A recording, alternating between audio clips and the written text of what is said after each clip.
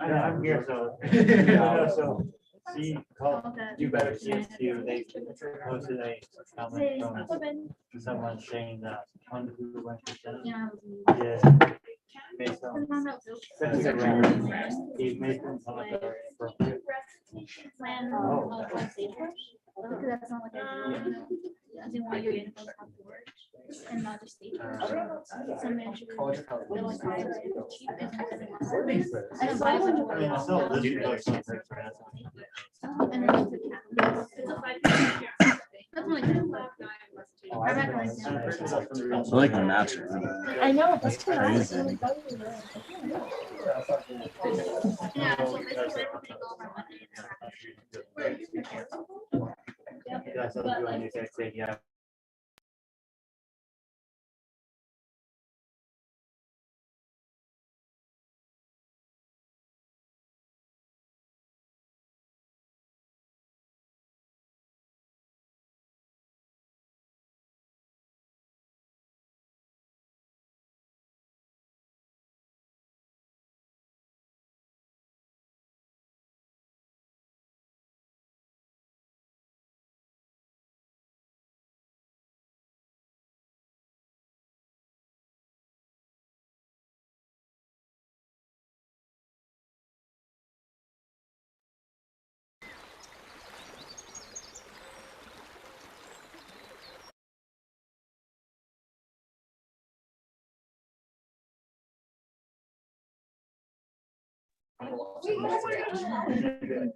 Hey, There aren't really right now.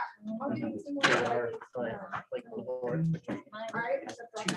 if anyone is on Zoom, could they please turn on their mic and help us test the system to make sure that we're working? Hi, can you hear me?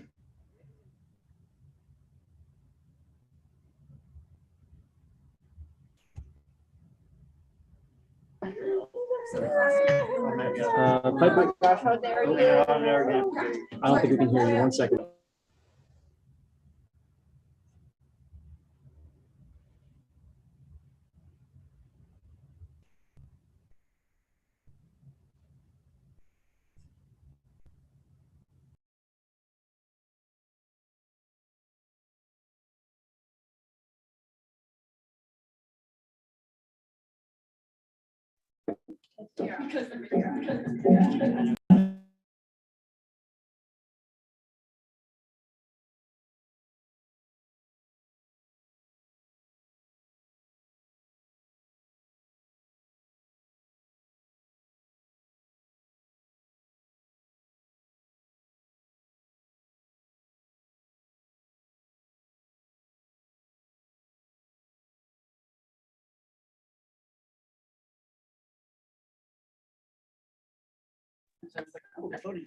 Okay, can everyone get?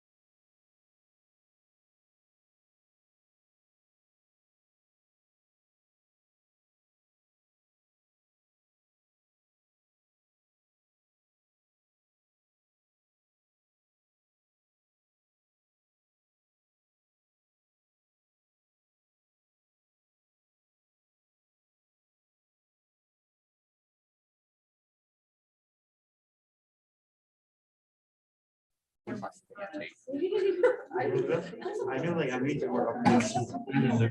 Also, I need like two.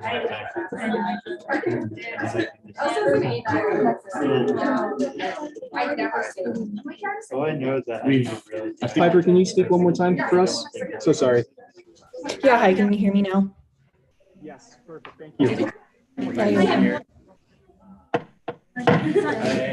The Senate will now be in order. If everyone can make it to their seats, please.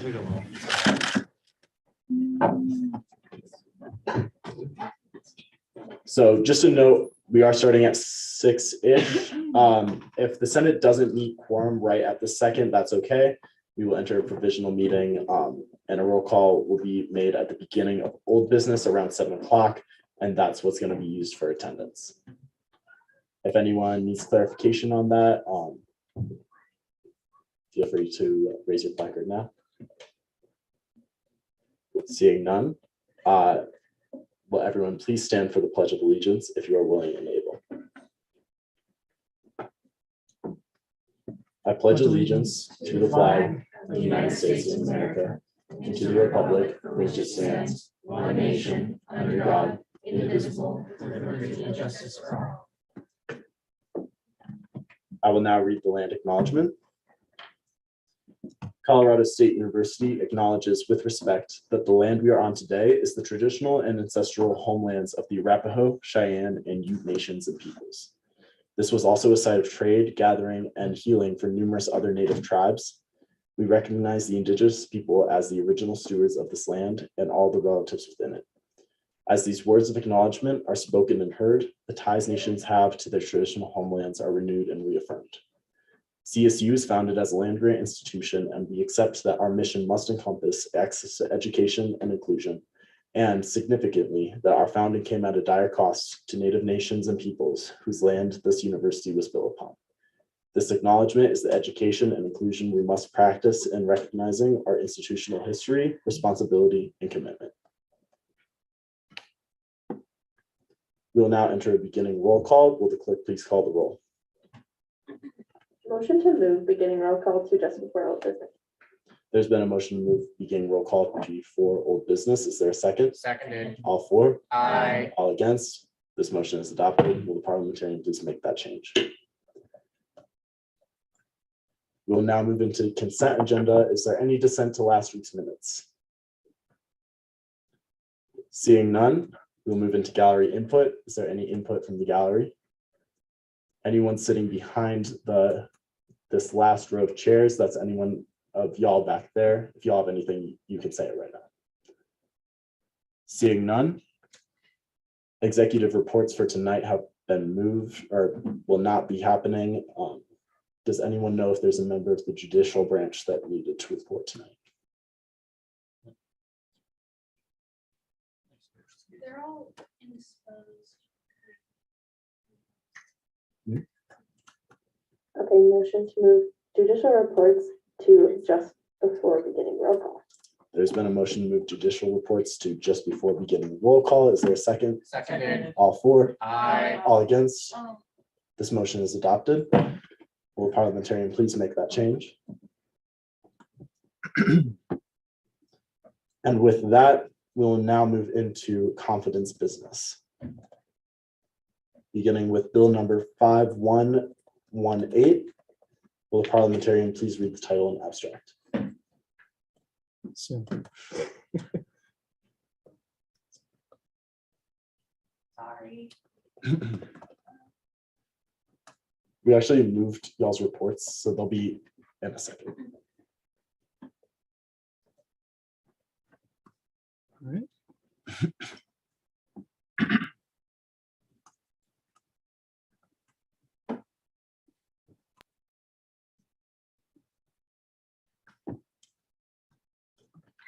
Bill 5118, supporting the bike security package. Abstract, this bill seeks to move $14,062.50 from the Senate Discretionary Fund to the Alternative Transportation Fee Advisory Board at FAB to support funding the bike security package at FAB proposal. Is there an author present?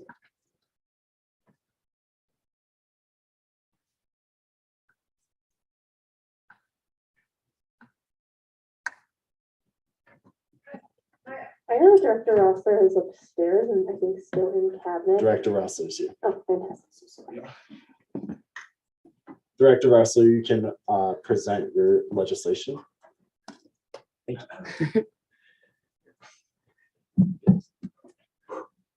Thank you so much, Mr. Speaker. I'm so sorry. 1 second, I need to breathe. Do you want to start? Sure, thank you. I need to breathe. Well, hello, everyone. Made it barely on the spot. Good to see you all again. It has been some time. So this has been a long time coming, and I'm very excited that this is now being presented. We're going to start with the PowerPoint.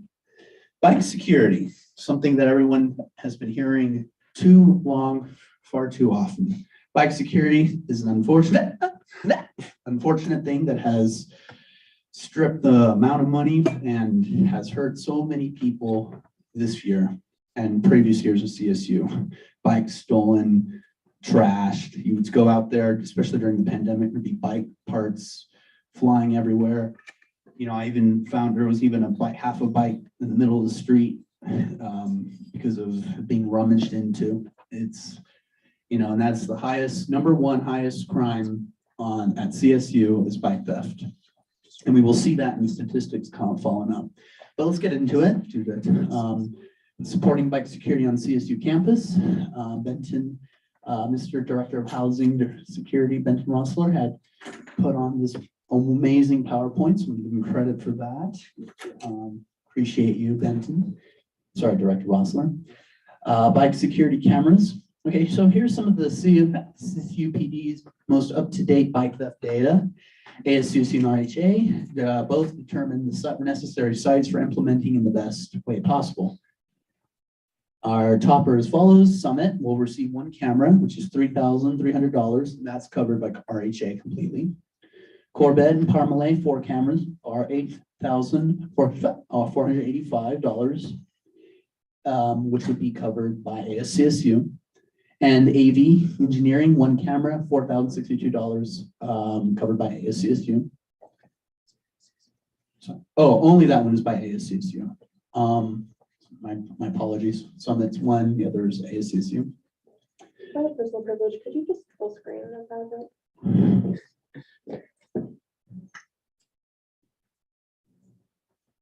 Okay. And then the rest will come from after that. Next slide, please. All right, so we'll just go through some. Total requests went to ATFAB to do that next. Distribution and project sustainability. You know, with our campus, we had many campus partners for this project: CSU PD, the Spoke, ASCSU, off-campus life and parking and transportation services to help us through this project. You know, we are with this bill, we are to work with CSU PD to develop bike security resources that will be shared with students as they receive their bike locks, which is, you know, something that we can hold CSU PD accountable for in protecting students and their bikes. Sustainability, it'll help, you know, 152 of 177 students claim that if given a U-lock, they would register their bikes with CSU PD. That's a lot more than currently, and that's something that we want to see. Next, let's go. All right, thank you. And then I'm going to hand this over to Benton, and he's going to say a few words as well, my co-author. Yeah, so I'll just hop in like explaining the ask that we had. So the ask is for that 1 camera, as we had named, that would be in front of AV Engineering for about $4,000. The other ask was about $10,000 for those U-locks, as we said. And so this is in collaboration with ATFAB's bill. So that whole presentation, we included as a supplement for y'all to see. That's exactly what we presented to ATFAB and what we showed to them and what we asked them for. Also expressing that we were seeking out support from RHA, ASCSU, which is, you know, obviously why we're here for ASCSU. RHA actually just on Monday decided that they did want to fund that camera. So they did decide to fund the Summit camera. And, you know, the big goal that I think Kyle and I both had was to really pull together a bunch of campus groups and students that really want to show that passion that this is a bike friendly community, and we want to make sure it is for our students. And we want to make sure that we meet every accessible need that they have to make sure that they can bike to this campus safely, comfortably, and they won't have their bikes stolen. It's, you know, I mean, it is a huge privilege to be able to drive to this campus. It's a privilege to be able to have a parking permit. And it's also a privilege to be able to, have that opportunity. We want to make sure that students can also practice more sustainable and cost-effective ways of coming to this campus, especially with being a really bike-friendly community. And so that's why we put forward this bill to ATFAB, and that's also why we wanted to bring ASCSU in and RHA. We wanted to show that there is student interest all around, and the bike security is something that we believe in at this university as students. We can open it up to questions, starting with the first raised placard. Senate Chair Welch. Has it been approved by AdFab, like their part yet? It has not yet. There's a clause written into the bill that states if it's not funded by AdFab, then then this bill is pretty much void. This is on the contingency that AdFab does support this and fund it, which we should find out. I mean, they had their voting meeting on Monday, I believe. I think Rob could probably speak on that. Yeah, we voted yesterday. Okay, they voted yesterday. I don't know what that outcome is, but we will know hopefully soon. And once we do know, that will be the determining factor on whether this funding is even possible after, if it was funded from this space. Are there any other questions? Seeing none, thanks y'all. I will be sending this to all three committees. We will now move on. Y'all can go ahead and head up there. We will now move on to bill number 5119. Will the parliamentarian please read the title and abstract?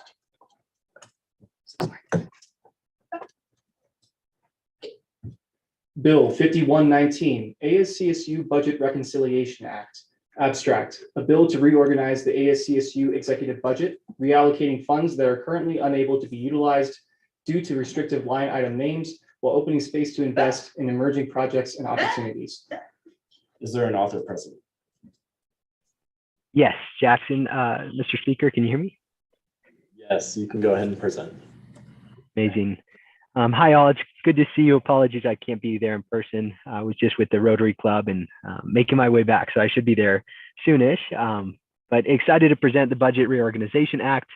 Nothing too exciting. It's just allowing our various department directors more spending freedom within their budgets. So I can go through in fine detail. I could also just jump to questions. I would yield that to the floor to see how they feel. Mr. Speaker, would you all prefer a formal presentation at this point? Or would you rather have that happen in the budgetary affairs venue?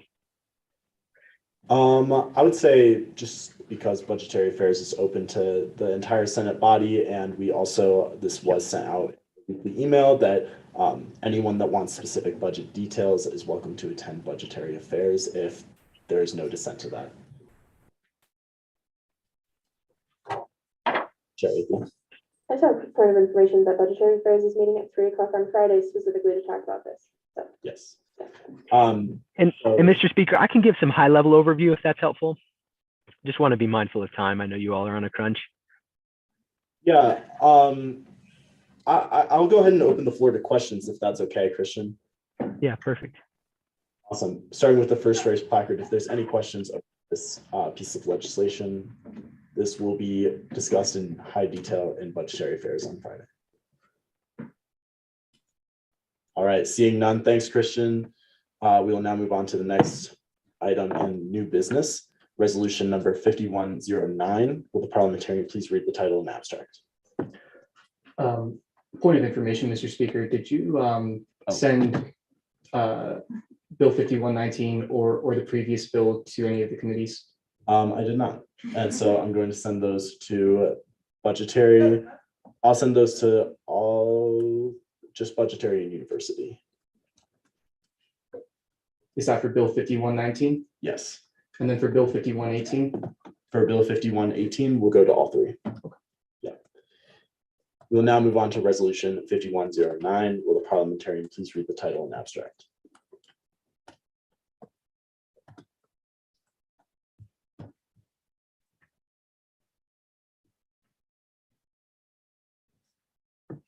Resolution 5109, calling for student debt cancellation. Abstract. This resolution states ASCSU's commitment to student debt cancellation at a federal level, in keeping with President Biden's promise to cancel debt for all Americans. Is there an author present? You may present.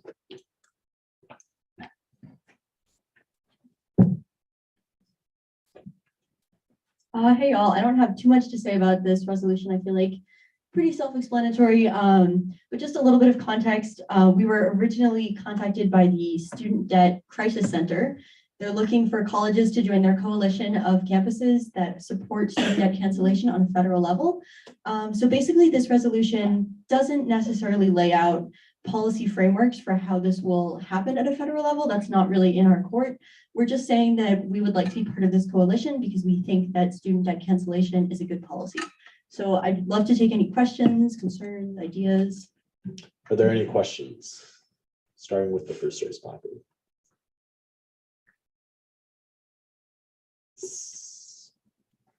Seeing none, thank you. Thank you. I'll go ahead and send this to University Affairs. Senator Long.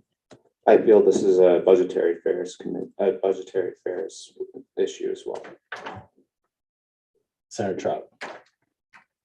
It won't go to budgetary simply because we are not funding it. We are just advocating for this to be a policy. So we are not contributing any money to it. So therefore, it doesn't really need to go to budgetary. Okay, then I will rescind my motion. Yes. All right, that will just be sent to University Affairs. We'll now move on to Lex number 5103. Will the parliamentarian please read the title and abstract?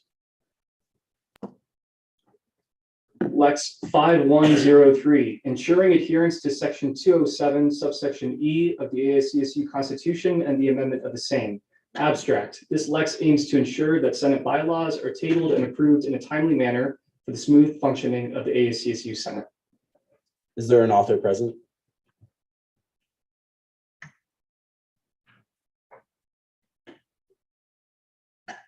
Seeing no author present, this will be sent to Internal Affairs. We'll now move on to Lex number 5104. Will the parliamentarian please read the title and abstract?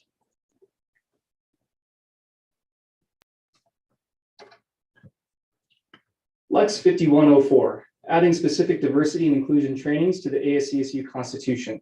Abstract. This bill aims to add safe zone training facilitated by the Pride Resource Center and the Diversity, Inclusion, and Belonging module to specify the required diversity and inclusion trainings in section 106D of the ASCSU Constitution. Is there an author present? You may present.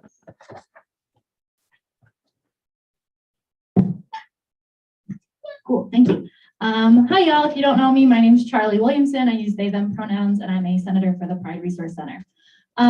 The biggest idea behind this ledge is currently in the ASCSU Constitution, it does list that everyone must, or senators, associate senators, and folks within the branches of ASCSU attend diversity and inclusion trainings. This area is pretty vague, to say the least. I wanted some kind of these trainings to be added in to our Constitution to ensure that future senators and members of ASCSU government are trained and have the ability to, what do you say? Okay, sorry, am I too loud? Yeah, point Okay, of I personal apologize. privilege, can you please? Yeah, sorry, I can't hear myself, so I. Just point of information on that personal privilege, if you unmute yourself, but then stay quiet, it turns off your microphone, your sound on your box, and it makes it a little quieter. Continue. Okay, cool. I just want to make sure everyone's good. So yeah, so train of thought, where was I? Just making sure that people have the education and vocabulary to accurately represent all students at CSU. I'm hoping and assuming that this will go through many iterations in committee. We didn't have the chance to chat about it thoroughly yet in Diversity and Inclusion Caucus, and I'm hoping we can do that as well eventually. But I just wanted it to be brought to the floor. So Q&A is great. Are there any questions? Senator Carasada Perez. I know you said that this is going to go through multiple iterations. Is there any, out of just pure curiosity, any specific programs that you've looked at for these trainings? Initially, I just looked at what we have available at CSU for free to students.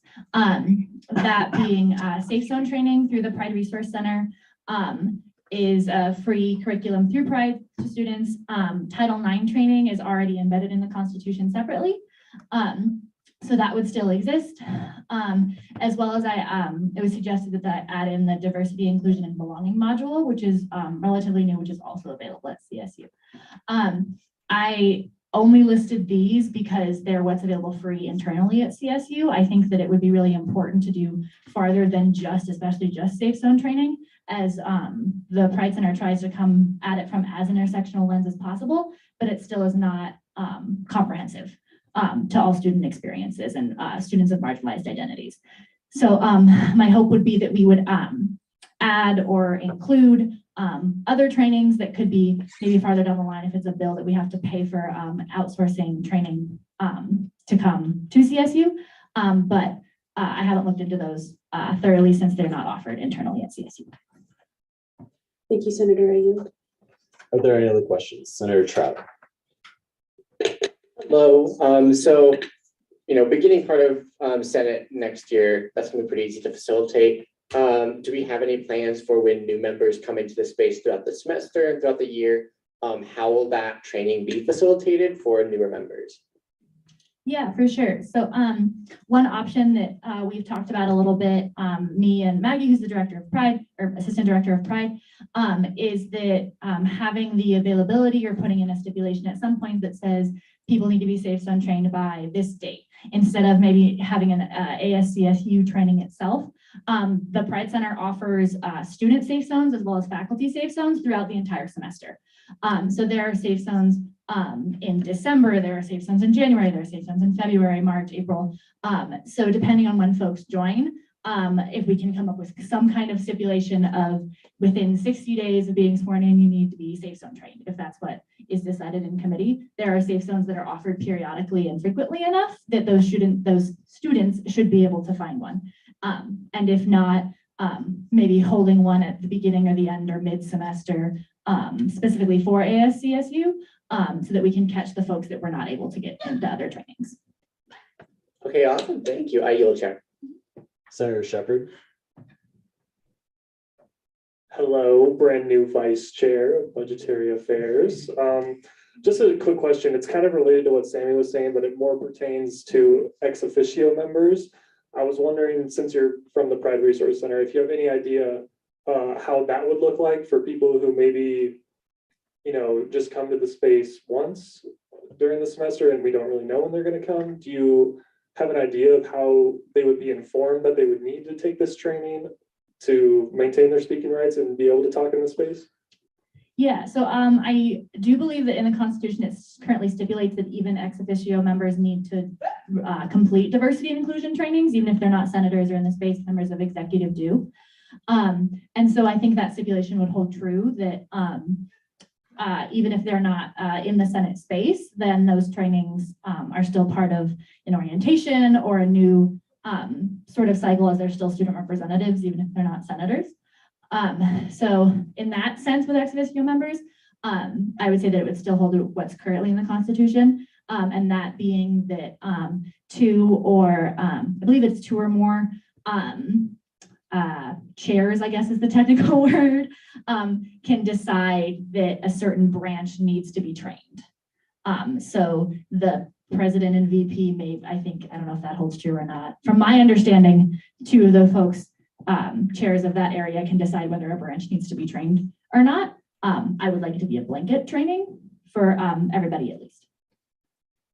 Okay, thank you. I yield, Mr. Speaker. Awesome. And will you pronounce your name for me? I don't want to mess it up. It's Abdunabi. Senator Abdunabi? Yeah. Awesome. So I was wondering, are the trainings going to be like online, or what's like the format of them going to be? Currently, for the Safe Zone training, the Pride Resource Center offers both in-person and online trainings. So either or, depending on comfortability and availability of folks. With other trainings, the Diversity, Inclusion, and Belonging module is all online, and it's something that was launched recently, although I have heard that it may not be coming back. So that might just be a different avenue. We'll have to look for something else to do as well. But online or in person, at least for Safe Zone trainings as well. Did that answer your question? Awesome. Are there any other questions? Senator Sandoval. If we who have already gone through the trainings want to help facilitate said trainings, how would we be able to do that? Safe zone facilitators are trained through the Pride Resource Center, so you would reach out to either Maggie Hendrickson, our assistant director, or Soleil or Emilith, which are two student education organizers, and they can inform you on how the process of becoming a safe zone facilitator works. I also always encourage folks that even if you've done one safe zone training, to maybe do another one as they change with more information that we learn ourselves, because we're striving to always be learning and making them as intersectional as possible. That folks continue to get safe zone trained once as often as they can. It's not sort of a one and done thing as well. Thank you. Are there any other questions? Seeing none, thank you. Thanks. We'll now move, I will be sending that to internal affairs. We'll now move into beginning roll call. Will the clerk please call the roll? Beginning roll call was motioned first, and then judicial reports were motioned second. Yes, but I motioned to put judicial reports before roll call. Oh, okay. Thank you. Oh, okay, totally. So we'll move into judicial reports if there's members from the judicial branch present.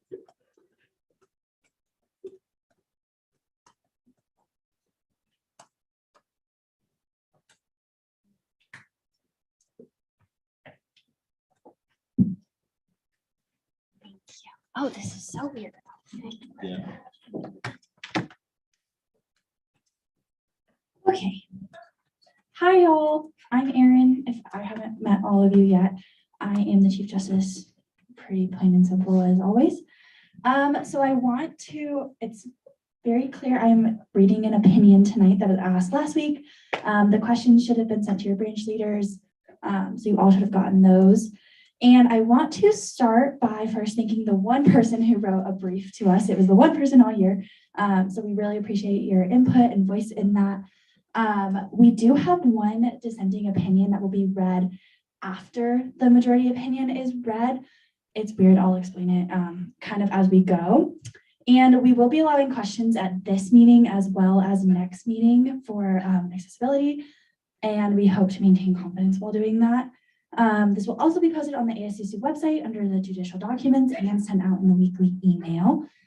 Okay, here we go. It's a long one, sorry.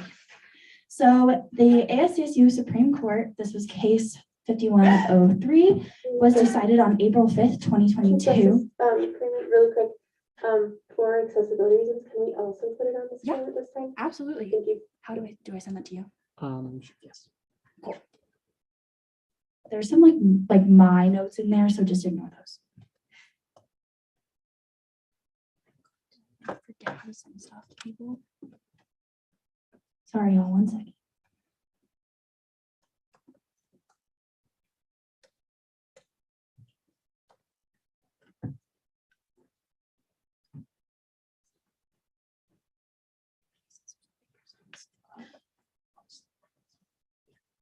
It'll take It'll take like 30 seconds, but I just want to. Okay, we're almost there. We're almost there.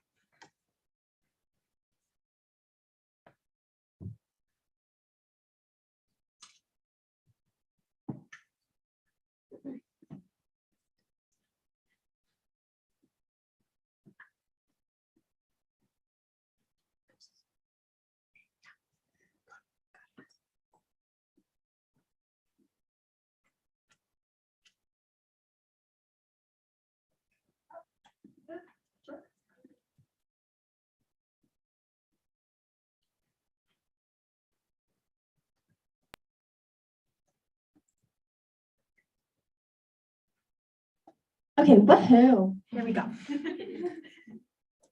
Okay. So the ASCSU Supreme Court case number 5103 was decided on April 5th and being read on April 6th, 2022. The opinion of the Supreme Court for the ASCSU students of Colorado State University. Chief Justice Aaron Freeman delivered the opinion of the court. The elections manager, Gemma Boyenko, requested an opinion regarding the vote of confidence surrounding the 2022 elections. The following questions were submitted for clarification. In counting the total number of votes, are abstentions included in the total? What is the definition of a vote of confidence for Speaker of the Senate candidates? If a candidate fails the vote of confidence, are they considered an eligible candidate? If not, must an ineligible candidate be removed from the elections ballot? The ASCSU Supreme Court has determined the following. ASCSU Supreme Court case number 5103, opinion of the court 1. In a 6-0 vote, the ASCSU Supreme Court decided in counting the total number of votes, you cannot count abstentions in the total. And if abstentions causes there to be no quorum, a one-third vote, will need to take place at the next Senate meeting. We cited section 207BI for this decision, which states while the Senate can meet without quorum, no action may be made by the Senate. No action made by the Senate shall be binding without quorum, as well as 207C, which states any vote of the ASCSU Senate shall be considered with present voting membership, excluding abstentions, so long as quorum is present.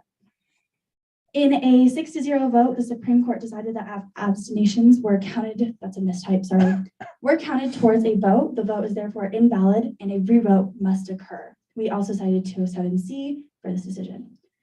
In a 6-0 vote, the ASCSU Supreme Court found that a vote of confidence is defined as a vote of knowing parliamentary procedure and ability to follow through with it.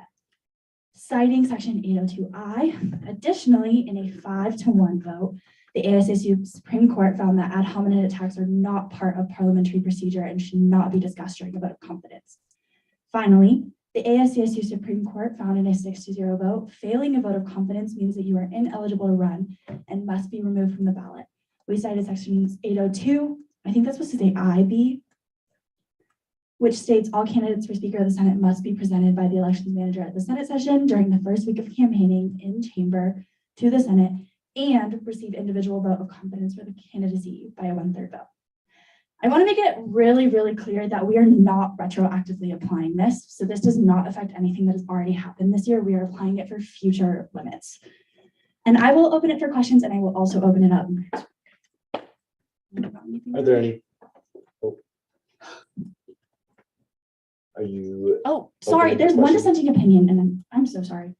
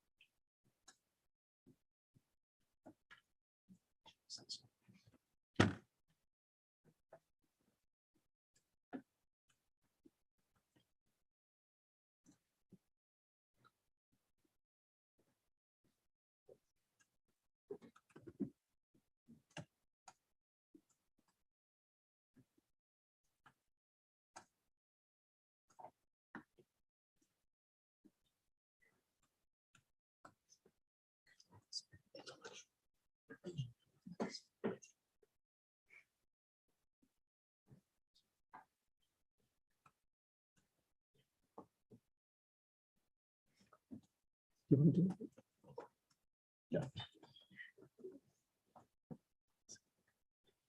So just while they're getting that prepared, we're going to conduct our roll call vote and then we will return back to this. Slightly out of order, but it should be okay.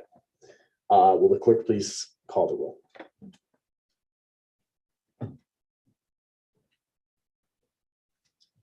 Chair Athey. Here.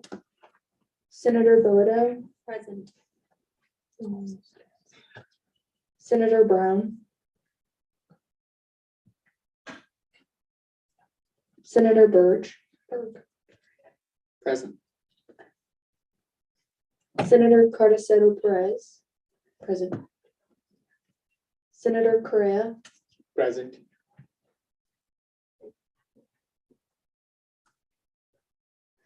Senator Deason. Present. Senator Epperson. Present.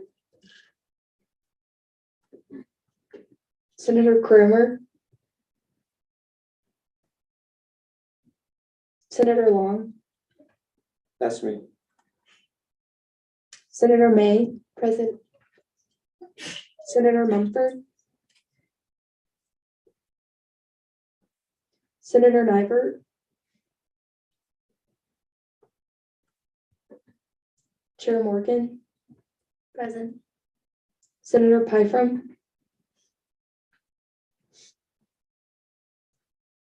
Chair Ritter, Present.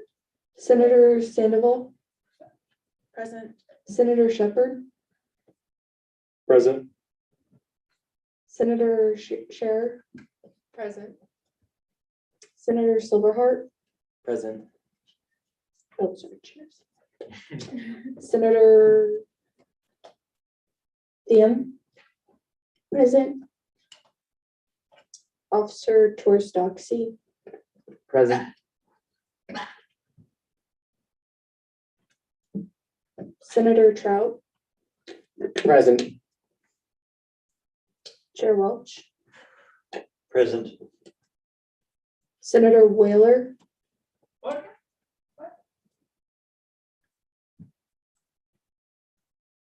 Senator Williamson, Present. Senator Sanchez, present. Senator Nguyen, Present. Senator Rincher, present. Associate Senator Dorak, present. Associate Senator Quintana, Present. Associate Senator Reeves,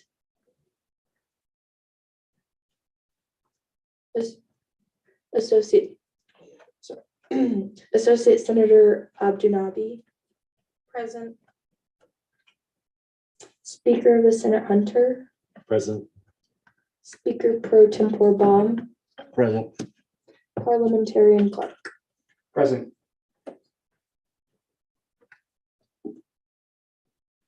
Thank you. We will now continue with judicial reports. Thank you guys for bearing with us through that. I'll try to keep it brief as possible. I disagree with the court's opinion that ad hominem attacks are not a part of parliamentary procedure and that discussing said ad hominem attack should not be discussed during a vote of confidence. My reasoning is that Senate does not follow, Senate does follow the 11th edition of Robert Rules of Order according to their bylaws in section 3A. However, the full statement is as follows.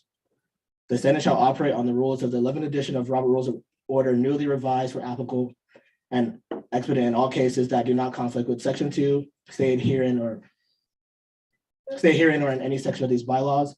It is in my opinion that the section rule 2D under 50th Senate Rules of Order within the Senate's bylaws that reads ad hominem statements that threaten the physical, psychological, or mental being of members or statements that needlessly restate a position already stated will be considered non-germane.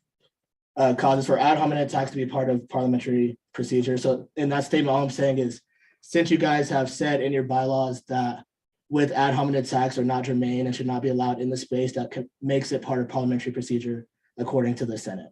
Thank you guys for your time. Will y'all yield to questions? Are there any questions for the justices? Senator Trout? So two quick questions. One, when will this be posted on the ASCSU website for what's the word I'm looking- accessibility? Yeah. Is it on? Okay. It will be sent tonight. And as soon as front desk, their amazing work is able to be posted as soon as they get to it. Okay, awesome. And then my second question is relating to the dissent. So why did the majority disagree on that factor in terms of ad hominem attacks, if you're allowed to give that? Just a quick, Yeah, so I can give as much context as I can without saying exactly who said what. So when, I'm just gonna reread it so that we all know kind of what we're going on. So in a 5-1 vote, the ASCSU Supreme Court found that ad hominem attacks are not part of parliamentary procedure and should not be discussed during a vote of confidence. There is no exact description of parliamentary procedure. It's just Robert's Rules of Order. And we decided that an ad hominem attack is talking about a person's character versus their ability to do parliamentary procedure. And so when we discussed it, we really talked genuinely about what that would do to this space. And we didn't find that it was relevant nor necessary for it to happen in this space. Okay, awesome. That's all I have. Thank you. I yield. Senator Burge. Well, good evening. Thank you for being here tonight. My question is more logistical. So you stated that it would not make any changes to anything that's happened in the past. So that includes both the last two Senate sessions, all the deliberations we've gone through. This just applies from the moment that it's published, which has already been stated, until throughout the future then. Yes, so we're gonna say 640 on from tonight. It will apply for the next 2 years, and the Supreme Court in 2 years can relook at it if it's a question, and redecide then. Awesome, thank you. I yield. Are there any other questions? Seeing none, thanks y'all. We will now move into old business. Beginning with bill number, my apologies. Beginning with bill number 5117. Will the parliamentarian please read the title and abstract? Bill 5117, supporting the growing food security project. Abstract, this bill seeks to allocate $30,000 over the course of 3 years in $10,000 per year increments to the growing food security project to ensure that they can continue and further expand their operations. Are there any changes from committee?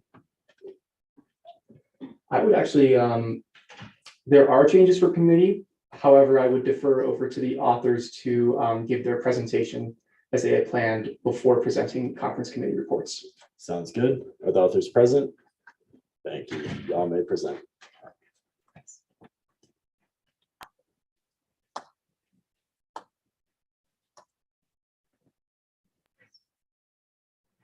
Well, and I will just defer to the people who know this program the best, the people who run this program. Here's Sean. All right. So I apologize in advance. I'm still recovering my voice from being sick last week. So bear with me as I struggle to talk for the most in 2 weeks here. So I just want to run through a few different pictures and kind of give you an overview of our growing food security project. And so next slide then. So to start with, just a few goals of what we're trying to accomplish with this project, just to kind of expand on what we discussed a little bit last week, is our primary goal and what got us started. This will be our third summer. So 3 years ago was to donate and grow and then donate nutritious fresh produce at the Ardex South Farm, the research farm there north of town, and then donate those crops that we grow to the food pantry on campus. And something that we've really been emphasizing last year and want to grow up on this year is not just growing this food, but also educating our volunteers. And so that's really become a big focus for us as well, so that people from any department can come out, and we're teaching them all the basic horticulture practices and soil crop science practices, so they can feel comfortable maintaining their own gardens and fresh produce for the rest of their lives. And the main reason here, well, the last part of that, the last goal was to grow this program into a self-sufficient program. And that's why I'm standing here before you guys today, is that we've relied on handouts and donations and the courtesy of other researchers to really help us out. And now we're looking to really grow up into a self-sufficient program. All right, next slide. So just to run through a little bit of what we do. So starting here by the end of next week and this week and the end of next week, we're going to start our plants in the greenhouse. And then after a month growing in the greenhouse, they look like here on the right, these nice little seedlings that then we transplant into the field. Next slide. So you can see here, pardon me, this is one of our volunteers last year, transplanting our seedlings into the ground over at Ardex South. And actually, if you can see in the distance, those trees up there on the far line, on the top of the picture, that's actually where our field will be this year. We've been given a lot more space over there. And so that is happening at the end of May when we transplant these into the field. Next slide. And so after we get these seedlings transplanted, we spend June through August maintaining these plots. We have different volunteer activities. All our volunteers come out, they help maintain the plots through weeding and fertilizer applications. And we have been emphasizing these educational events at this time as well. So we're doing different education on horticulture, soil health, hydroponics, nutrition, and agrivoltaics to really teach them a lot more about these practices. All right, next slide. So this is an example of one of the educational events we did last year. So we worked over in the horticulture greenhouse and we were given a presentation on hydroponics. So we harvested a bunch of lettuce over there that they were growing hydroponically. So you can see on the left, hydroponics is growing these crops without soil. So they're just bathed in a nutrient solution. Benton came and joined us for that as well. And we all learned about the hydroponics and donated this lettuce to the food pantry. Next slide. I got some. And that is true. And that is a point too, is that all the volunteers who come out are also able to take home all of this produce themselves. So, you know, skip the middleman. And if you come out and volunteer with us, you're going to take some home for yourself. Speaking of which, this is the best time of the year, you know, kind of end of the summer into the fall is harvest time. So you can see here, this is some of the agrivoltaics where you're growing crops under PV systems. It's one of the research projects out there. So you can see some tomatoes on the left that we grew, and then volunteers harvesting chili peppers from those plots. Next slide. Some more pictures of our harvest. So volunteers harvesting tomatoes. We got watermelons in the bottom left that we harvested, onions and carrots in the middle, and then bell peppers, chilies, tomatoes, jalapenos from another one of our harvest events. All right, next slide. So then once we accumulate all of this delicious fresh produce, we donate it to the food pantry, but we also take some of the excess produce because we were growing more than the food pantry could handle, and we do different community outreach events. This was the mobile food bank event on campus. It happened twice in the fall. Pardon me. And so you can see the Larimer County Food Bank came out and students would line up and get dry goods from them. And then they would come down, get a bag from us and help themselves to all of the other different produce that we had at the time. Next slide. So just a couple of quick slides on some numbers. And so in 2020, our first year, we grew about 1,000 pounds of produce on our own plots and then donated that to the food pantry. We also collaborated with other researchers to harvest about 1,500 pounds from their plots. So our first year, we donated about 2,500 pounds. Excellent. And then last year we doubled those numbers. So we had a little bit more land. So we were able to grow and donate about 2,700 pounds on our plots. And then we worked with some other researchers to grow and donate about 3,500 pounds from them. So we donated a little over 6,000 pounds total, which was more than doubling our first year. Oh yeah, next slide. And so this summer, we've been given the daunting task of now having about an acre of land ourselves, which was about 3 times the amount of land we had last year. So our new goal will be to grow and donate 10,000 pounds, which is a lot, and it's going to take a lot of work and a lot of volunteers as well. And you know, that's one of our future objectives at this point is this summer, but also moving forward is being able to grow this produce year round in the on-campus greenhouses. So we're not just donating in the summer, but we're making it more of a yearly event, a year-round event, and continuously supplying the Rams Against Hunger Food Pantry with this fresh produce. But as you can see, this scale of what we're trying to grow is why I'm here, because we can't depend on donations and handouts and the courtesy of other researchers. And so next slide. The truth is we can't do it without you guys. And so that's why we're here at this point is, you know, to partner up with you guys, get the funding to support this program and to really grow this into the kind of, you know, Rams helping Rams mentality that we can continue year round and, you know, expand as much as possible. So, yeah, that's pretty much it. So next slide. I will do some shameless recruitment as well. So feel free to come join us in the summer because I'm looking forward to it. It's starting here this week.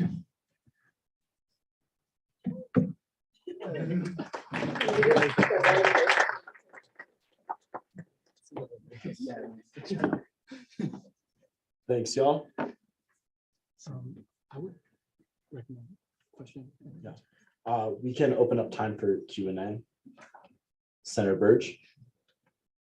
Thank you for being here. That was a great presentation. I really enjoyed that. And so I have a couple questions. First off, so with all, I mean, the amount of produce that that you're harvesting every year, I mean, the pictures are incredible. I mean, that's just, I think that's really awesome what you're doing. My question is, how do you keep that kind of fresh each cycle to be able to cater to all those different community events during that time, and what's that cycle look like? Yeah, so that's a great question because, is that on? No? Yep, no good.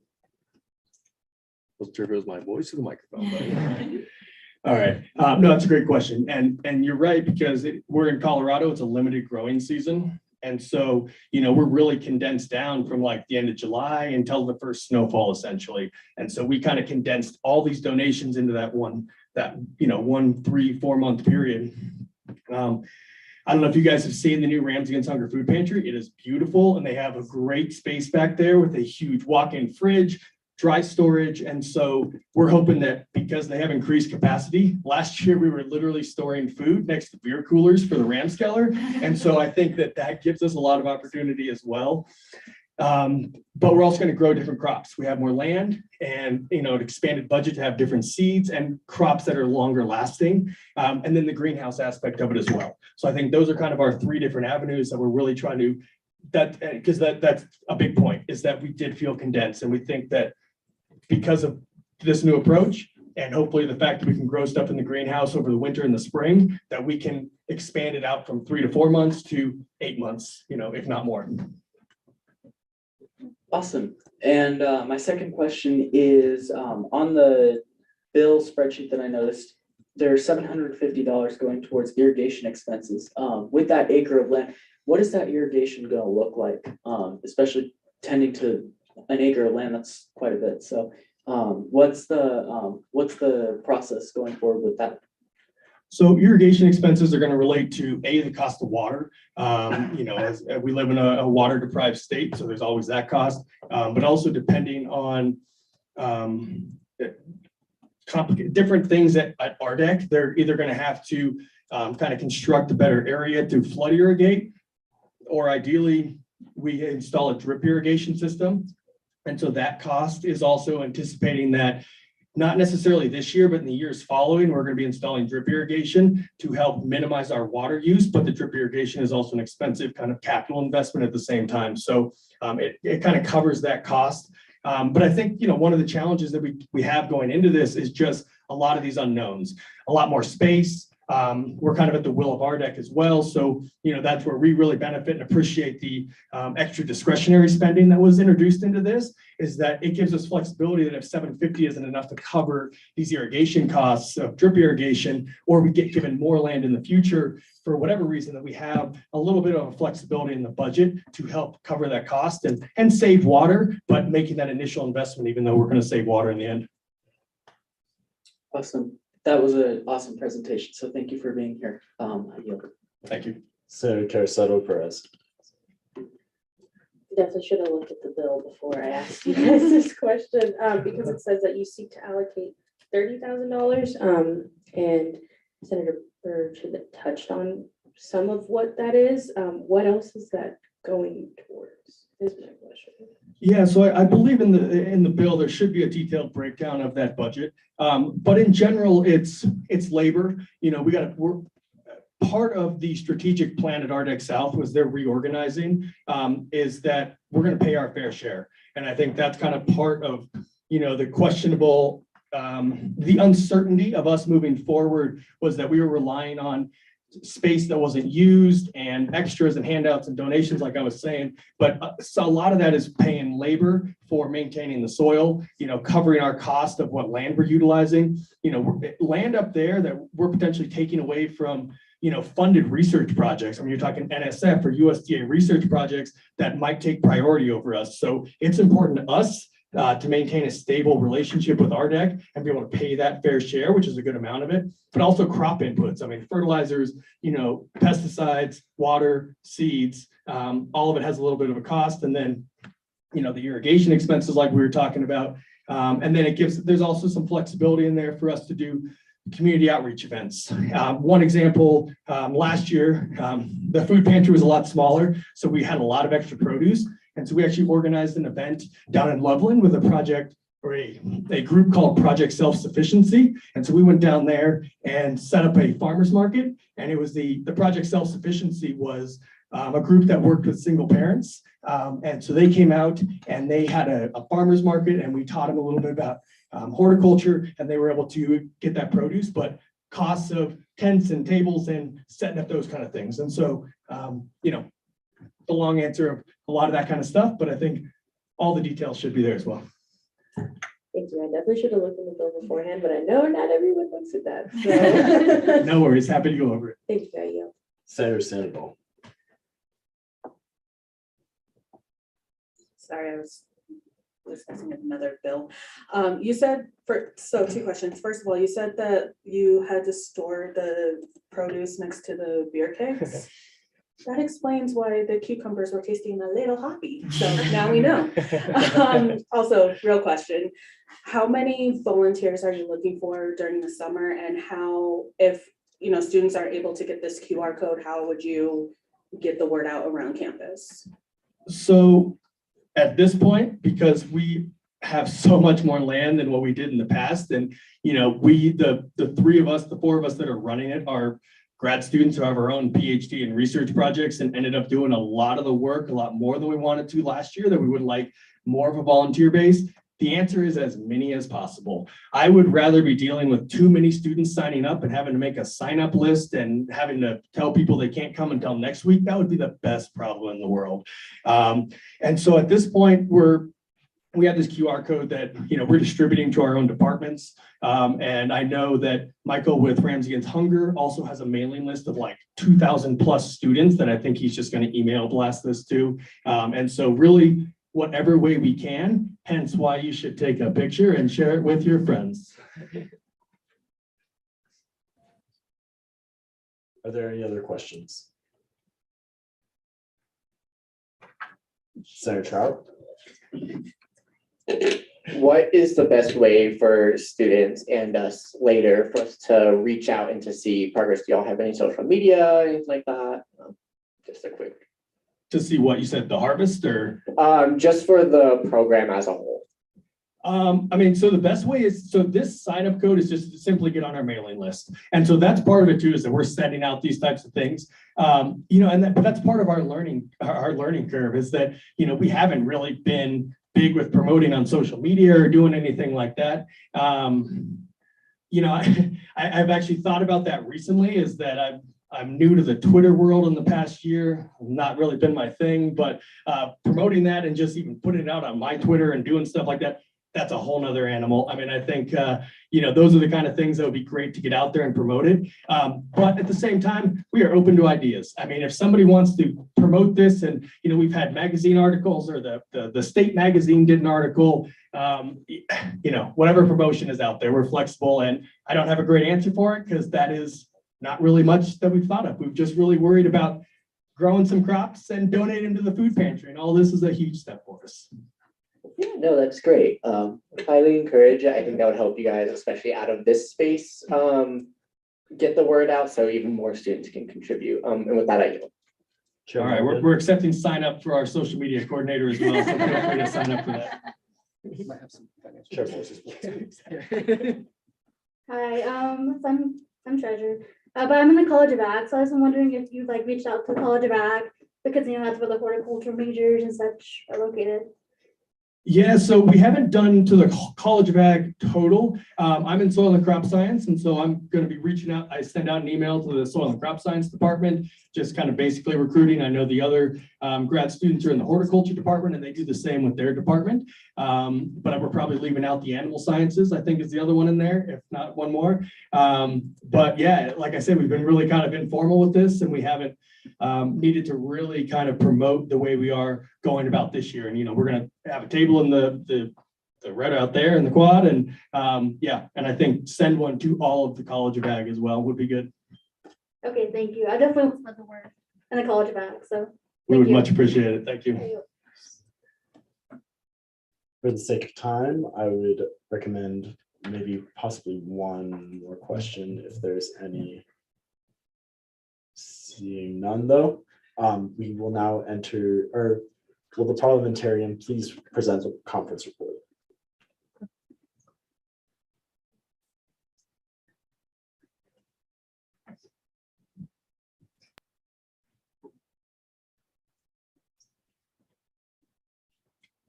Alrighty, can everybody see that okay? All right, just a little bit. Just a little bit, that takes up the whole screen. Thank you. Yeah, sure thing. So this is going to be the conference committee report. Conference in a sense, I guess, university affairs didn't make any other changes other than endorsing the bill. But in budgetary affairs, they increased the amount of funding to $30,000 and $10,000 per year increments. The only other major change was to, and this was an author's change made by Director Rossler, was just to change the picture of the budget in order to reflect the new amount of funding. Other than this, this substract was just a whereas clause or a therefore clause from before that budget was created. And so with that, I yield. Do the authors accept or reject these changes? Accept them. The authors have accepted these changes. We will now move into discussion and debate on this piece of legislation. Starting with the first raised placard. I moved to previous question. There has been a motion for previous question. Is there a second? Second. All for? Aye. All against? This motion is adopted. We will now enter a voting period. This will be a standard placard vote. All for passing bill number 5117. Please raise your placard.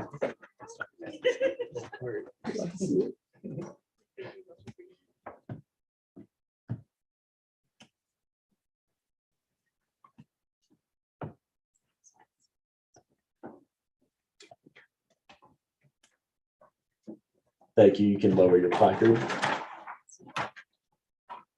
All against? And all abstentions. With 23 to 0, this bill passes.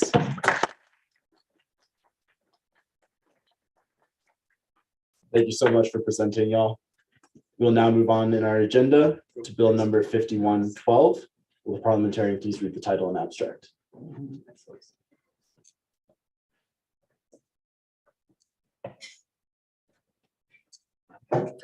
Bill 5112, continuing support for Rams Against Hunger food pantries.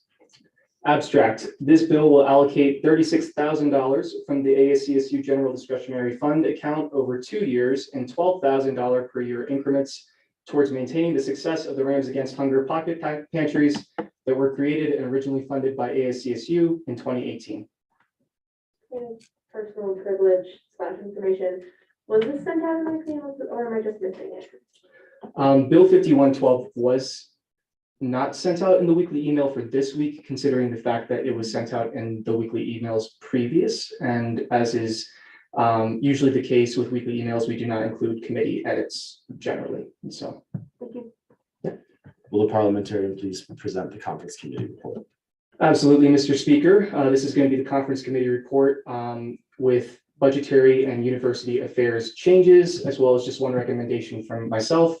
As you can see here, a lot of it is just language in the legislation, some changes to reflect changing positions in our Senate, as well as just that increase from budgetary there of $36,000 towards the pocket pantries. And then, yep, this is just more language changes.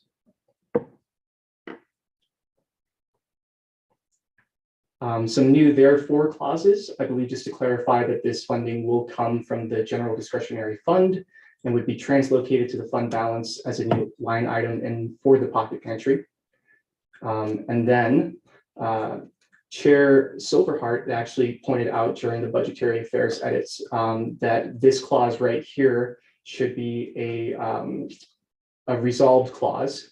And so in that case, if there was a resolved clause in a therefore, it would technically be a lex. And so my recommendation to the author is to just move this therefore clause, change it to a whereas clause, and a couple of just language changes in order to make sure that it's not a confirmed stance of the Senate.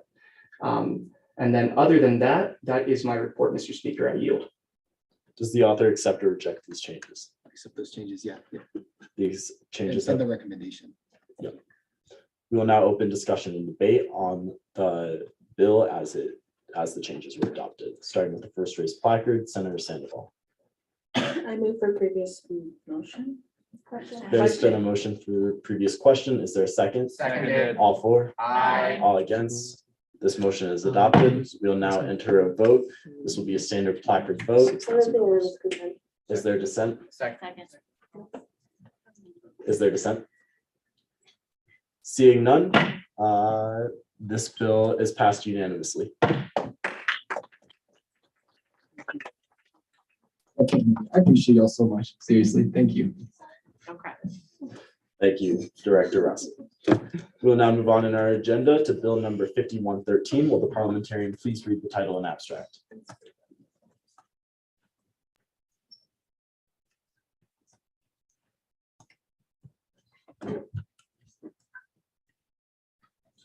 Bill 5113, Green and Gold Book Reboot. Abstract, this bill seeks to find funding to recreate the 2017 ASCSU Green and Gold Introduction Book to create inclusion for new members, both current and future. Will the parliamentarian please present the conference committee report? Absolutely, Mr. Speaker. This is going to be the conference committee report for internal and budgetary affairs edits. Most of it is just language changes and some clerical changes, some additions of endorsements. The one conflicting edit that I did find was that this therefore clause right here in terms of when the sunset clause should take place.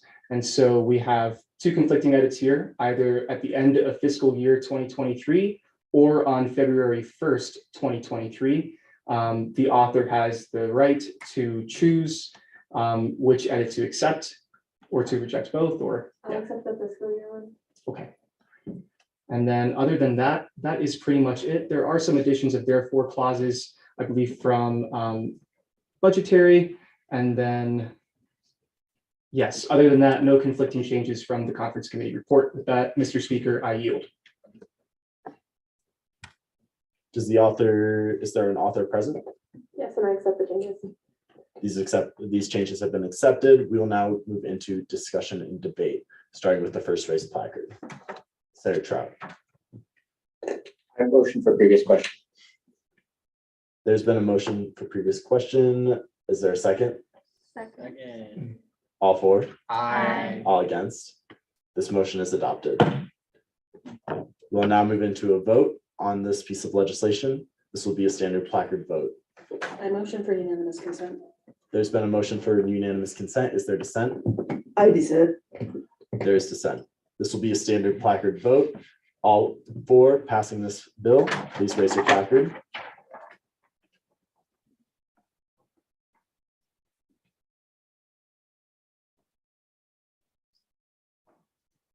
You can all raise it lower. All against?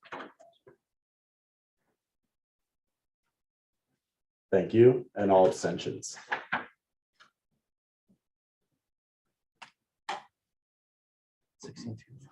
With a vote of 16 to 2 to 4, this bill passes. We will now move on to bill number 5114. Will the parliamentarian please read the title and abstract?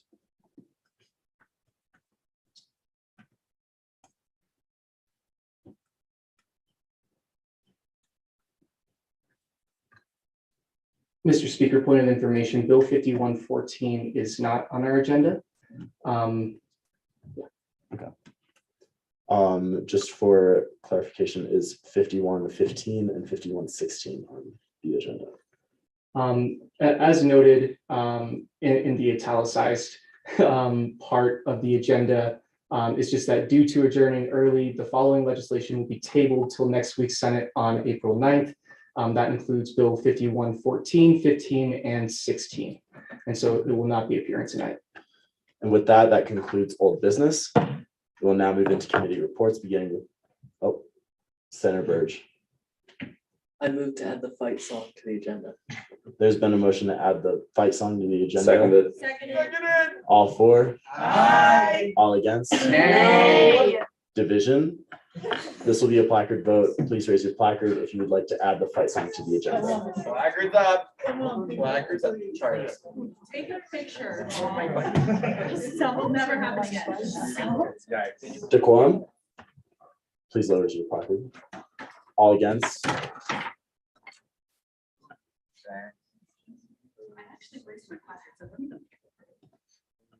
Thank you. And all abstentions.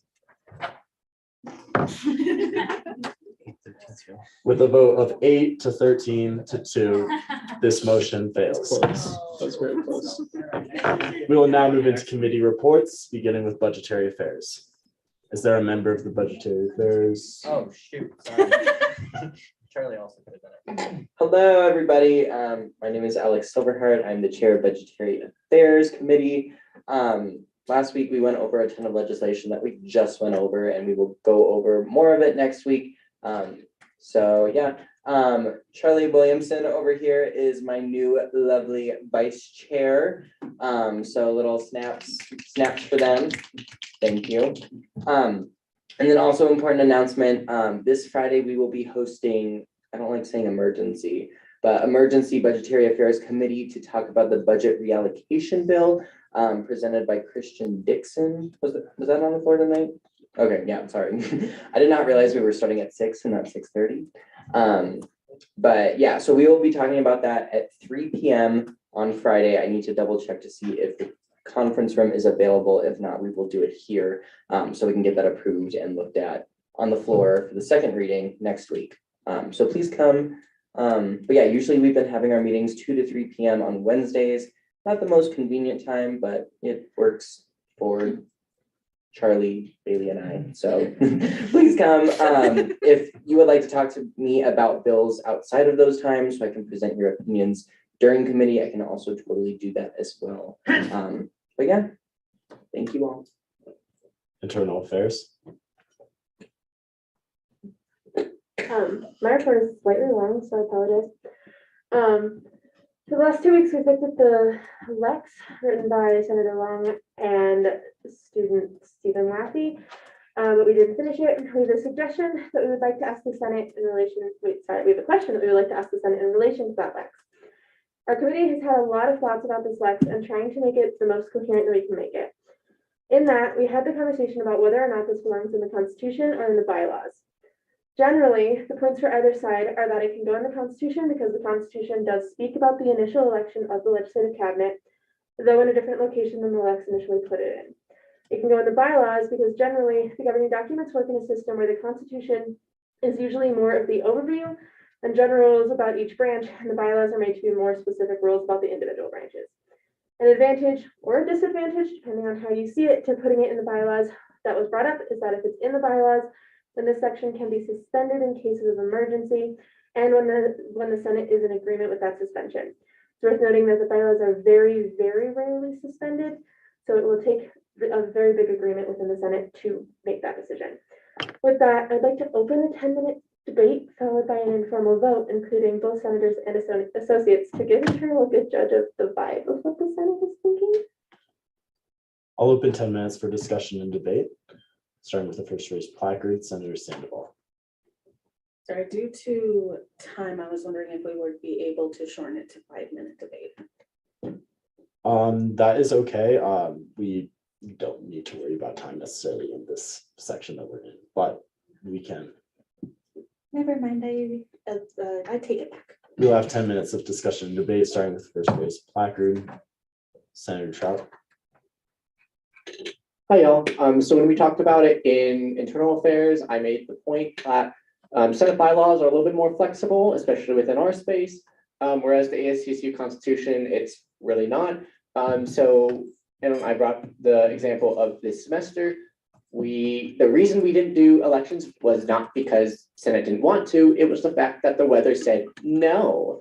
So with that, I think it'd be really beneficial for us to acknowledge that the space needs to be flexible. And if we put in the Constitution and then we violate it, that's kind of problematic. So if that's my take on it, is that it should be added to the Senate bylaws simply because it allows us to be more flexible of changes outside of our control. Without a yield. Are there any other points of discussion? Senator Chair Silverheart. Thank you. I don't know, kind of going off of that point, but in the opposite direction. I feel like the whole point of putting it in the Constitution is so that there are like consequences for like not having a full Senate legislative cabinet, which I feel like is important. I feel like those weeks when we didn't have a full legislative cabinet, it was very confusing and people were just trying to figure out what's going on. Because like, yeah, we're all independent senators working on our own projects, but we do look to the leadership cabinet to kind of give us direction and guide as to what we're supposed to do in the space, outside of the space, and all of that. So I would personally argue to keep it in the Constitution just so that it shows that it's an important thing that we want to value. Yeah, that's my 2 cents. Thank you. Senator Long. Hello, everyone. For those of you who don't know me, my name is Rob Long. As the author of this bill, or as it selects, I apologize. I would prefer to keep it in the Constitution.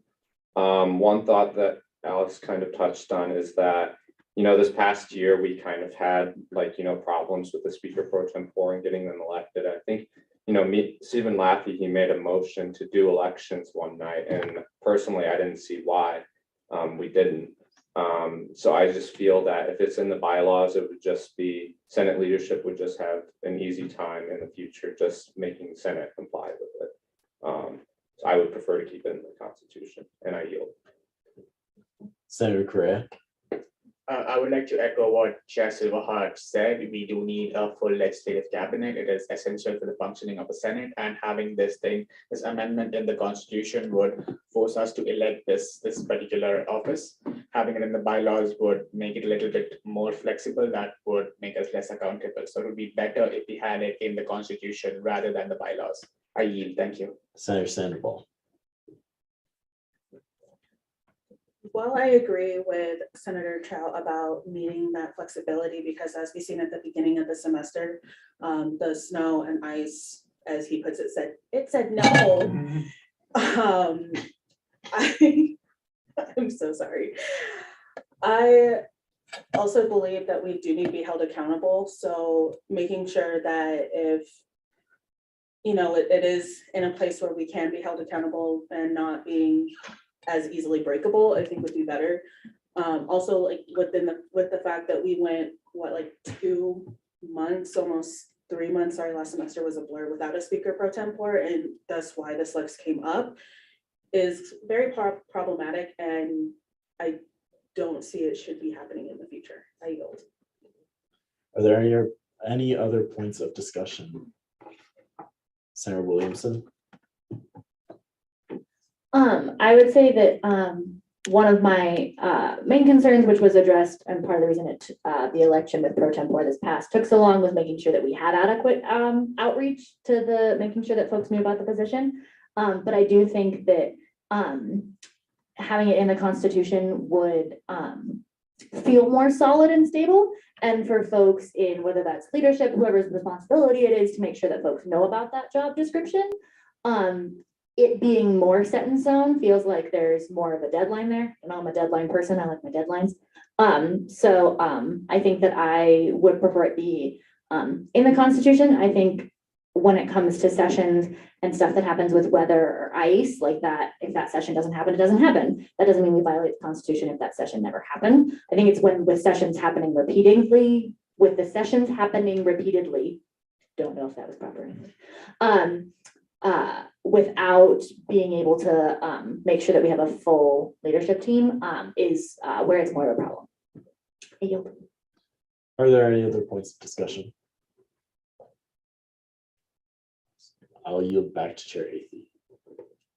Okay, can we hold a quick vote consisting of senators and associates voting? Yeah. Seconded. Can you clarify exactly what you would like to vote on? let's vote, should this be in the Constitution? Is there a second? Seconded. All for entering. We're gonna motion to enter a vote right now. So this isn't voting on if it should be added into the Constitution. This is just a vote to move into a vote. All for moving into a vote? Aye. All against? This motion is adopted. We will now hold a vote. All for adding this into the Constitution, please raise your placard.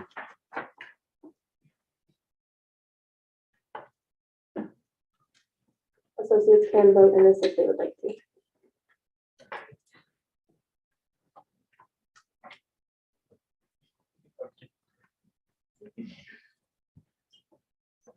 Thank you. All against?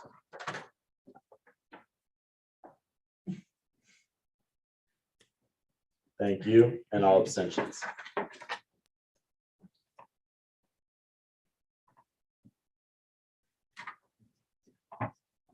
With a vote of 15 to 2 to 8, this will be added into the Constitution. I'll yield back to Sherry. Point of information, this is not to add to the constitution, it's just as a recommendation to internal affairs, right? Just wanna make Yes, that clear. yes. Thank you all. We will keep that in mind in our finishing discussions around this Lex. To finish off my report, this week we will finish that Lex and discharge the RIMS de-stress event, hopefully. 2 weeks ago, I mentioned the Social Justice Book Library virtual suggestion box, but I've learned now that the link sent out was invalid.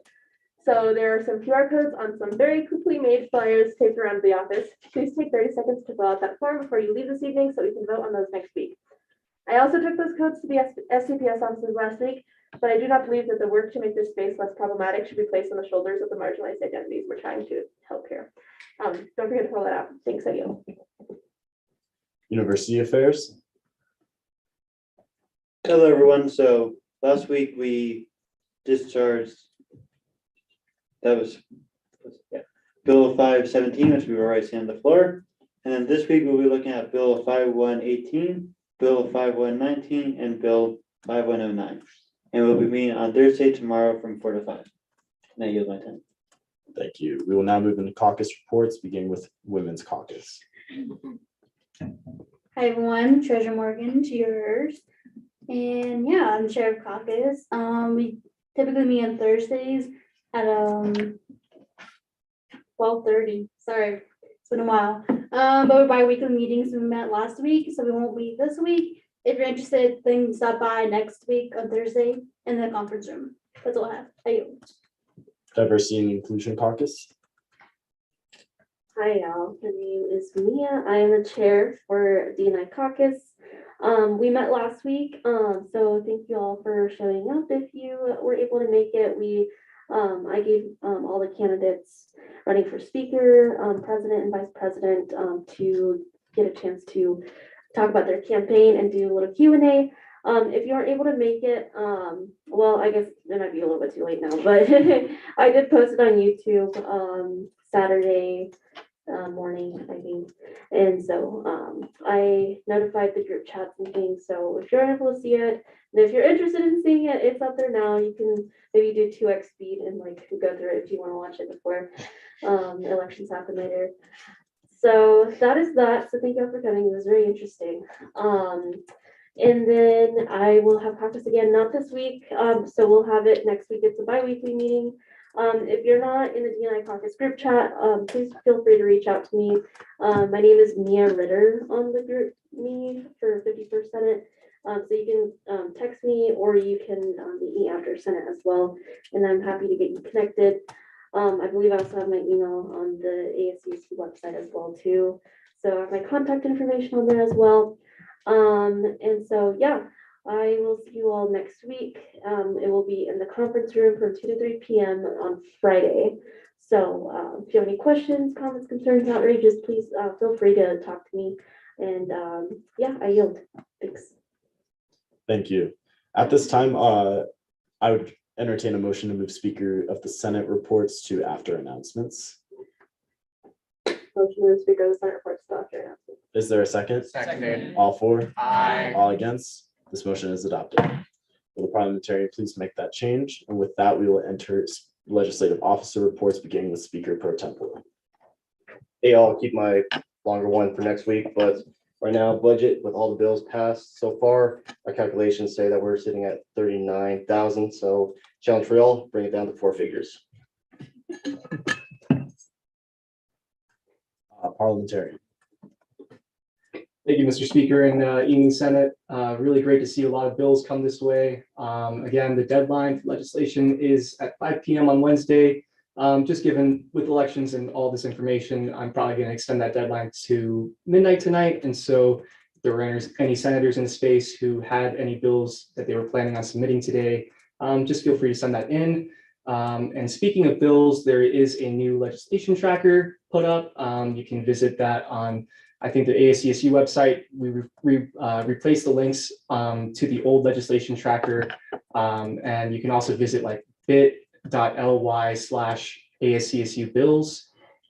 This new system is run through Notion instead of Google Sheets, which just allows a lot more versatility. I'm able to upload committee edits, presentation materials, meeting agendas and minutes and everything like that. It's a lot of fun.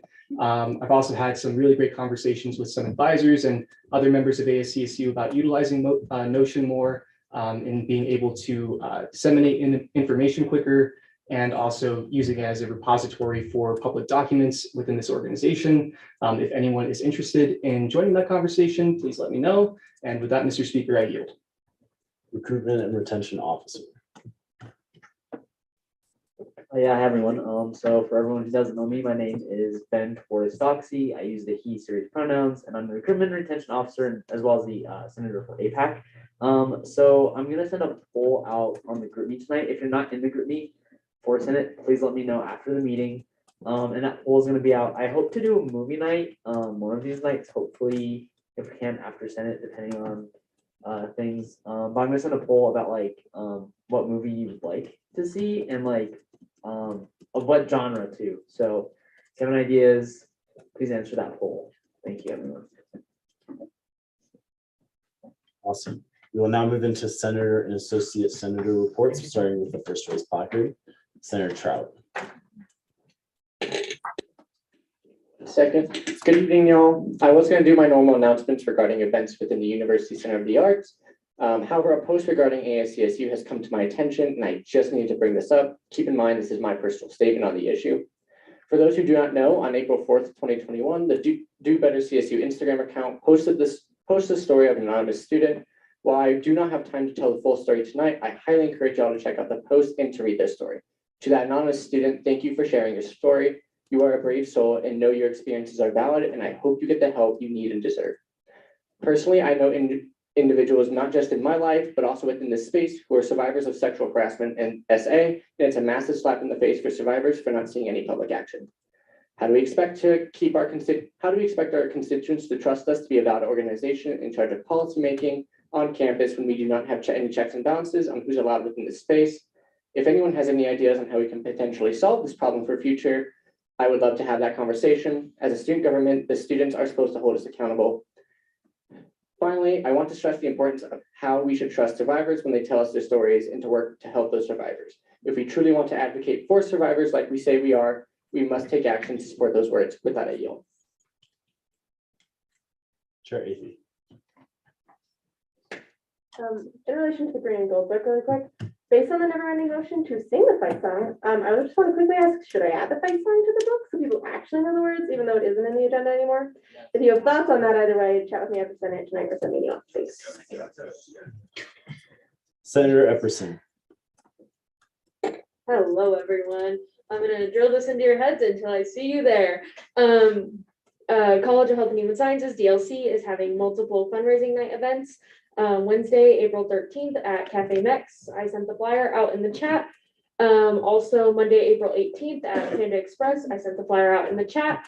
And on Wednesday, April 20th, Modern Market, you mentioned CHHS DLC, or if you order online, use code GiveBack034, all lowercase, it doesn't matter. And then we're also having a hygiene drive. It's already started. You can go drop off these items at any of the CHHS computer labs. I've also listed it in the doc or in the group meet, and the items we are accepting are any unopened items that are related to hygiene, so menstrual products, toothpaste, shampoo, conditioner, all those things. Thank you for listening, and I yield. Senator Carasado Perez. I know your guys' favorite report. Hi, hi guys, my name is Kimberly Carrasco Perez. I am the senator for El Centro. And I just have two things. We are having our weekly discussion. And well, we already had it this week, it was today. So for next week, we're having our discussion on becoming a Hispanic serving institution. Because obviously we do go to a PWI. And sometimes it is hard as a marginalized community growing in this space when you do not see a lot of people that look like you. And then apart from that, I did send something in the group chat yesterday. I don't know how down everyone would be I'm just gonna read it if I could find it. Okay, CSU is hosting the Grip Run on the 23rd. It's a 5K around campus. And all the proceeds go to Cystic Fibrosis Foundation. I can look into more of that. But we get a discount if we're more than 5 people. So I don't know how many of you would be down to run a 5K at 9 a.m. in the morning on the 23rd. So if you're interested, please let me know so I can get that group going together. And with that, I yield. Senator Burge. Hello, everyone. Sorry to make you wait for 1 second. I'm gonna pull one last thing up. And here it is. All right. So on April 21st, which is a Thursday, College of Business is having an event that's open to all university students, faculty, staff, all employees. It's probably the biggest event that College of Business puts on for the year. Probably even bigger than our Cans Around the Oval event that we hold in the fall, and that is Business Day. It is going to be on April 21st from around 10:15 through the afternoon. We're going to have a lot of awesome guest speakers. We're going to have Jay Norvell, who's the new football coach for CSU, which will be a really awesome presentation, I'm sure. And a lot of other awesome speakers from local businesses around the area. Yeah, and then also the music business program at College of Business. So if that interests you, just reach out to me, Rob or Elizabeth. We can provide you with some information on that. That's hosted by the Dean Student Leadership Council at College of Business. Secondly, College of Business is looking to make a few improvements over the summer, especially with the facilities. Just they haven't been updated in around a decade, so it's just time to get things in better shape. For the opportunity of all students at College of Business. If you have any recommendations on that, we're looking to go through either BSOF or Senate. If you have any thoughts on that, please let me know. So, thank you. Associate Senator Quintana. Hello, everybody. My name is Mathis Quintana. I'm an Associate Senator for the Native American Culture Center. And I just wanted to announce tomorrow there's going to be a powwow expo, like a dance in the LSC Plaza. It's going to be from 11 to 2 p.m. So stop by. ASCSU, which is American Indian Science and Engineering Society, will be tabling, and they'll have like free snacks and stuff. So just stop by and say hi. And then this weekend there's a powwow at Atslan Community Center, it's going to happen Friday, Saturday, and Sunday. So if you want to see like some powwow dancing or food or beadwork, please stop by. That's it. Thank you. Senator Williamson. Hi, y'all. So a couple announcements. The CSU School of Theater is doing the live version of Rocky Horror Picture Show. It's going to be an amazing show that opens Friday, April 22nd, and it'll run for 2 weekends. CSU students do get free tickets. If you want to go, let me know, because I'm trying to figure out when night I'm going to go, so we can get a little group going. As well, from the Pride Center, this week is Pride at Work Week. There's been a couple workshops throughout the week, but tomorrow you can pop into Pride from between 3 and 5:30 for a free headshot, as well as career resume support from our Pride liaisons in the Career Center. On April 18th, we have our next installment of Craft Corner, which is a collaboration between the Pride Center and the back office. We'll be doing embroidery squares. And then, as exciting as always, Drag is back. Resurrection Drag Show is happening April 16th. Some of us will be tabling out in the plaza. And we hope to see you all there. Thanks. Awesome, thank you. Chair Silverheart. I was also going to rep the drag show. So thank you, Charlie. No, that was literally all. Thank you all. No, it's okay. Senator or Officer Torres Doxy. Thank you. Yeah, so it's PETA Heritage Month. And I just want to plug an event that APAC is hosting real quick. So we have two events. Tomorrow we're having a green mask project art exhibition and ramen mixer. If you want me to explain what that is, I would be happy to after the meeting. And then Friday we're having a Ramadan iftar event, and that event is iftar is an evening meal in which Muslims end their daily Ramadan fast at sunset. So please come join us for an iftar event this Friday, April 8th in Johnson, 222. Invite your friends, family. This is an open event to the public to raise awareness about Ramadan. So, yeah. Senator Bilodeau. Hi, y'all. So this week is Student Parent Week. So adult learners and veteran services putting on a couple of things. So we have workshops Thursday and Friday, tomorrow and day after. Workshops about how to deal with unexpected stressors. I'm sure we all, in the end of the semester know what that's about. And then like talking with kids and kind of like being a student parent. So there's some good workshops. And then on Saturday, we're gonna have a pool party at the rec center from 8 to 11. So if you have any student parents in your constituencies, anybody, or you're personally interested in attending, just pull me aside and let me know. All right, and thank you very much. I yield. Awesome. And will you pronounce your last name? I just don't want to mess it up. Chiam. Can you say that one more time? Chiam. Chiam. Awesome. Senator Chiam. Good evening. I'm NT. I'm a senator for the Black office. So the Black Student Alliance is presenting Celebrating Black Excellence at the Laurier Student Center Ballroom C and D on April 23rd. And the Black office is also hiring for positions including peer mentor, peer coordinator, graphic designer, and they can all be found on Handshake. Also, tomorrow, Dwayne, the director of the back office, is going to be teaching a yoga class at the UCA from 4 to 5, if you're interested. And lastly, the UMC is presenting an Easter scavenger egg hunt on April 15 at 5 p.m. So thank you. Does that yield? Thank you. Are there any other senator or associate senator reports?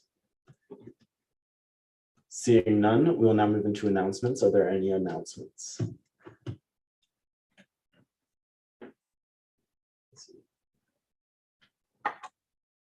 Senator Williamson.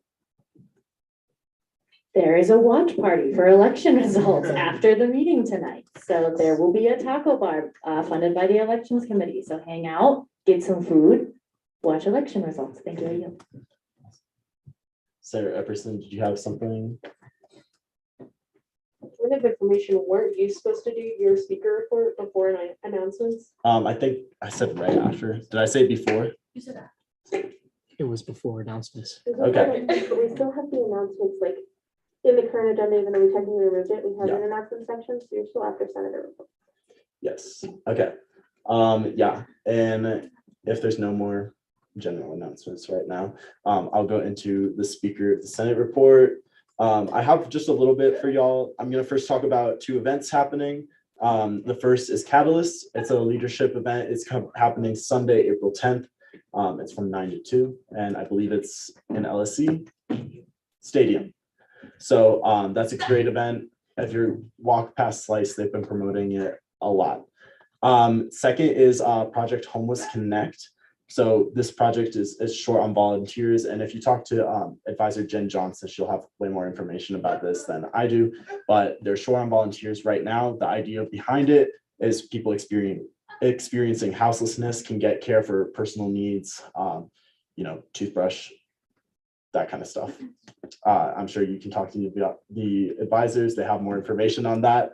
Okay, so I just wanted to say, stuff that's happened the past few weeks.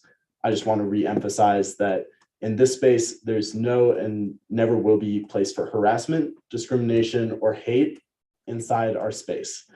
Following the elections results tonight, I will be working with the speaker-elect to ensure that the next session, the 52nd Senate, can continue to grow and has a strategy to grow to create a safe space for all students. So I just wanted to say that. That being said, I do want to say congratulations in advance to all the candidates that ran. I know none of them are here right now, but congratulations to everyone that ran. Campaigns looked awesome on the plaza today and the other days too. I also want to say thank you, especially to Brandon and Kevin, because they've been working like really hard, and I think I really appreciate it. They do a lot of behind the scenes work that is just awesome.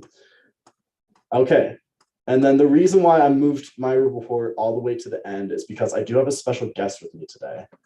I'm nervous. I want you guys all to meet my friend Camito. They use the they series pronouns. The purpose of Camito is to recognize a member in our space for the work that they do during a given session. So obviously this is the first one, so we as Senate leadership have Camito, but basically the idea is that after a Senate session, all the way at the end, we'll give Camito to a member who did, it can be anything, like it can be if they, said something you agreed with, or, something you liked, or just did an especially good job during this week's Senate session, Camito will be passed along. So this week, because Senate leadership had Camito, we voted on who we would give Camito to, but typically whoever's giving Camito will pass it to someone at the end of the next session. So you got to bring them back. But with all of that, Chairs Morgan and Ritter, Chair Morgan will present who will be the first ever recipient of Camito.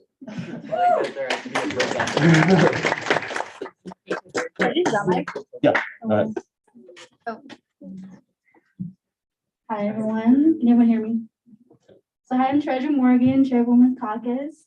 So yeah, again, during cabinet, we kind of, like, okay, who should we start with? And we're kind of like, who has nominations? And I was like, thinking of who has been active in the space. And, just the first mind that came to my head. And I thought of Kimberly.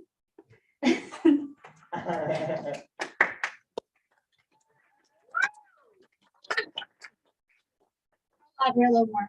And I just thought of you just because during discussions and just your announcements, you've been so active, and you've been not afraid to speak your mind, to stand up for your constituents. And I thought you should deserve this recognition. So you may come up.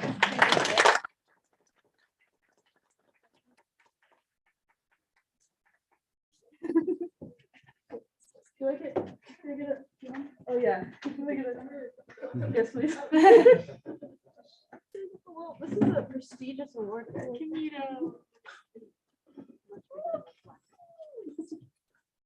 Thank you, guys.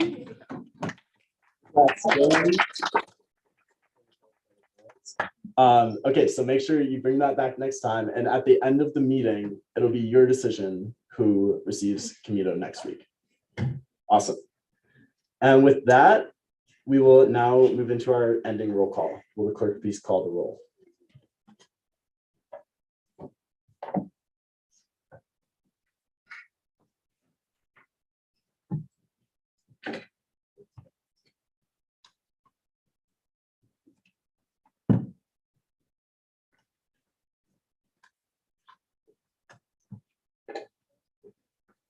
Chair Akey. Here.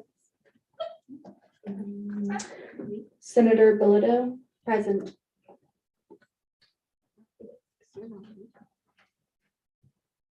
Senator Brown, Senator Byrd, Present. Senator Caracelo Perez, Senator Correa, Senator Deason. Senator Deason is not in the room, but was here for the whole meeting. Senator Epperson, Here. Senator Kramer,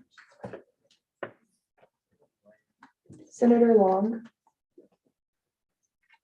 Senator Long was here for the whole meeting, but is in a meeting. Senator May, We're gonna go point of order real quick. Even if people left, they left before end roll call. Okay, but. Just point of order on top of that, those are all the people who've been absent so far are candidates, and so they're excused. Fair enough. Senator May. Here. Senator Mumford, Senator Nivert,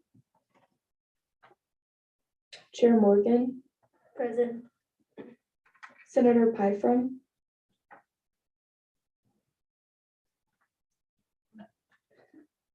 Chair Ritter, Present. Senator Sandoval, Senator Shepherd, Present. Senator Scherer, Here. Chair Silverheart,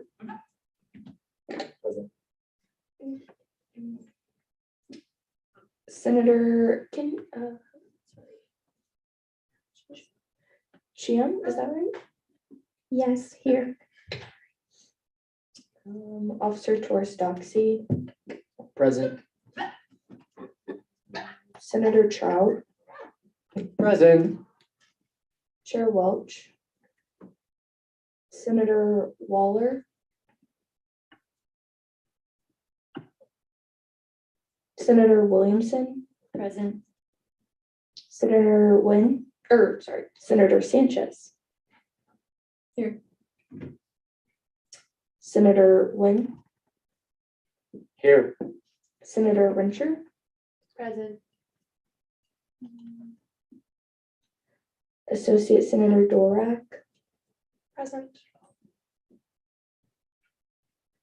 Associate Senator Quintana, Here. Associate Senator Reeves, Associate Senator Abdunabi, Present. Speaker of the Senate Hunter, Present. Speaker Pro Tempore Baum, Present. Parliamentarian Clerk. Present. Awesome. And just before everyone leaves, just a reminder, we'll be adjourning shortly. Congratulations, 5 minutes early. There will be a watch party in here for the elections results at 8:15. Right now, there's food outside there and you are all welcome to it. And with that, we will adjourn. Who's out there? Why did they bring the table in here and bring it over?